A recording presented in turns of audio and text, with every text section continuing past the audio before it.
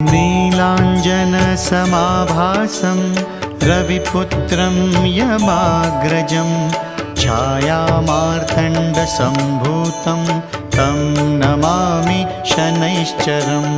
नीलाञ्जनसमाभासं रविपुत्रं यमाग्रजं छायामार्तण्डसम्भूतं तं नमामि शनैश्चरम्।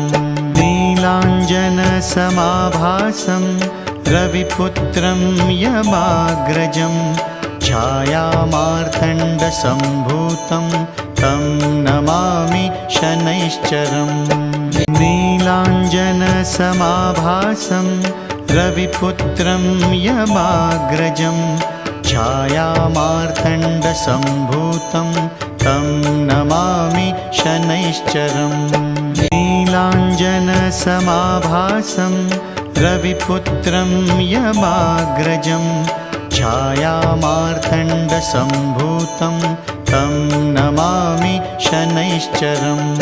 नीलाञ्जनसमाभासं रविपुत्रं यमाग्रजं छायामार्तण्डसम्भूतं तं नमामि शनैश्चरम्। नीलाञ्जनसमाभासं रविपुत्रं यमाग्रजं छायामार्तण्डसम्भूतं तं नमामि शनैश्चरम्। नीलाञ्जनसमाभासं रविपुत्रं यमाग्रजं छायामार्तण्डसम्भूतं तं नमामि शनैश्चरम्। जय जगन्नाथ। आज प्रभुंकर प्रथम दिवस प्रातः समय रे भगवान कलश यात्रा होता जहाँ को वेदरे कहती अपाप्रणयन विधि आप वही मेध्य। तेणु जलयात्रा पर भगवान यज्ञ कार्यक्रम आरंभ होता एवं कपिल नाम अग्नि स्थापन होता सूर्य आदि पूजा होता तापरे आमे संपात होम करूँ। संपात होम पर वर्तमान भगवान जो माता गर्भरी शोचती गर्भाधान कर्म होती वर्तमान प्रभु को उठेबू स्नान मंडप रे विजय करेबू नेत्र प्रदान करी महास्नान करूँ एवं शयन करूँ।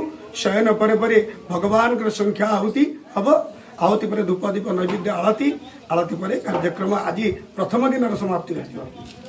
नीलाञ्जनसमाभासं रविपुत्रं यमाग्रजं छायामार्तण्डसम्भूतं तं नमामि शनैश्चरम्। नीलाञ्जनसमाभासं रविपुत्रं यमाग्रजं छायामार्तण्डसम्भूतं तं नमामि शनैश्चरम्।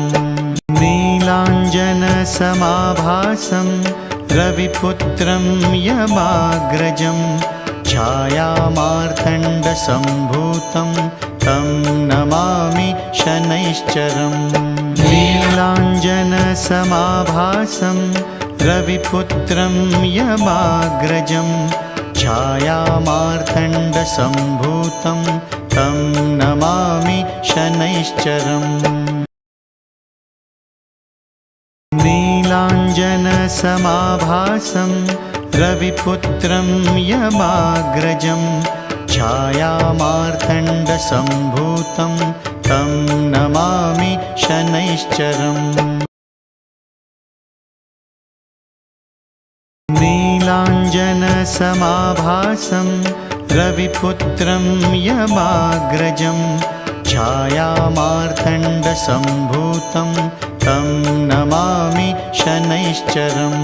नीलाञ्जनसमाभासं रविपुत्रं यमाग्रजं छायामार्तण्डसम्भूतं तं नमामि शनैश्चरम्। नीलाञ्जनसमाभासं रविपुत्रं यमाग्रजं छायामार्तण्डसम्भूतं तं नमामि शनैश्चरम्। नीलाञ्जनसमाभासं रविपुत्रं यमाग्रजं छायामार्तण्डसम्भूतं तं नमामि शनैश्चरम्। नीलाञ्जनसमाभासं रविपुत्रं यमाग्रजं छायामार्तण्डसम्भूतं तं नमामि शनैश्चरम् नीलाञ्जनसमाभासं रविपुत्रं यमाग्रजं छायामार्तण्डसम्भूतं तं नमामि शनैश्चरम् नीलाञ्जनसमाभासं रविपुत्रं यमाग्रजं छायामार्तण्डसम्भूतं तं नमामि शनैश्चरम् नीलाञ्जनसमाभासं रविपुत्रं यमाग्रजं छाया